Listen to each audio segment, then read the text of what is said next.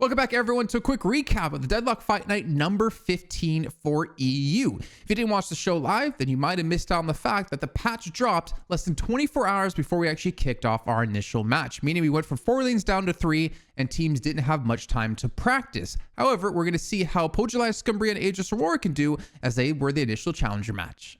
With our first match on the new 3-lane patch, we see 7 starting to get banned out due to how close the jungle camps all are. Aegis Aurora ended up going for a double flare comp with Vindicta and Greytown, which puts a lot of pressure on Sunset to catch them out. The first 4 minutes treated us with a few kills as teams get adjusted to the 3 double lanes. But with how important Guardians are, we start to see some big pushes out of both teams on them. Does come in and catches out on the one player. It's going to be Mirage Saint, going to be overextended now. His concussive combustion is going to come through directly under the turret.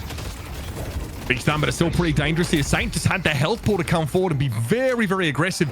So this is now going to force Wizasta completely out of the picture. Ban-wise, though, has gone down. That is going to be that annoying Vindicta Greytown lane that is just laying some pain down. And this in the left lane here, Hapax does fall, but it's an early Guardian, really very early, 5 minutes in. Pojilaya have been keeping Alex and Gemside consistently on the left lane, trying to push down the Walker, but Aegis decided to try and shut it down after they had been doing this for the last 9 minutes. It's about to dive on them here, and yep, he's got company. Mo and Krill, of course, across the map, getting pressured now. We're about to have telekinesis available, so very unlikely that there's going to be any chance of escaping if you're Wizasta. Well, you're definitely not getting out now, that's for sure. Frozen shells are deployed, and telekinesis just to secure the kill. Wizasta is down, but this is about to get very messy over on this side of the map. He's going to get hit by a carbine. Now it's Jamside trying to play through that wall here, looking to try and get back. Good damage they put down with the rapid fire into his free mock, and Hapax is the one that falls, and Pojilaya Skumbriya might be able to turn this fight around. This is bloody awkward now. Aegis Aurora try to make a push for the first walker of the game in the right lane, but end up trading. Sonya, who had been left alone in the mid lane to farm and still jungle, comes in and saves the fight for Aegis while they push the left lane at the same time.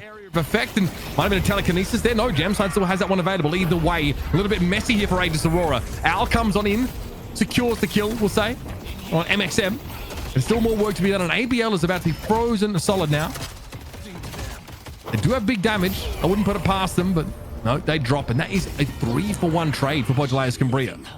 To say this would have been huge, but Sonya comes in, is able to help equalize things. It's 3-2, and well, he should be fine for this one, but again, those flame dash is going to help heal him quite a bit, and also give him the longevity and the ability to escape from this one quite easily, as they are pushing lane 1 at the exact same time.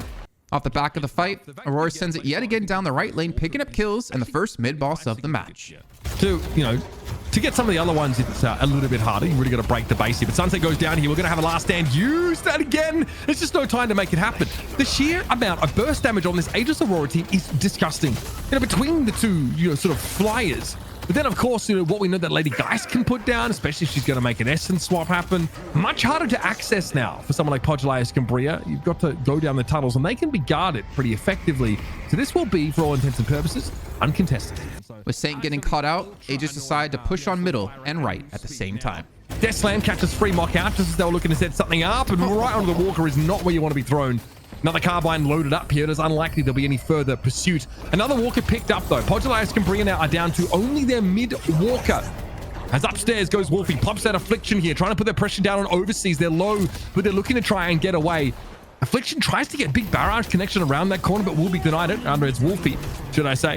And Hapax is here. Got to be hitting pretty darn hard. Wolfie ignoring them for the most part, though, and at least is able to secure their kill. Now it's a question of whether or not the pocket can escape. Being 20k up gave Aegis Aurora the confidence to take fights, using the urn to force PS to respawn. Big power spike in tier 4.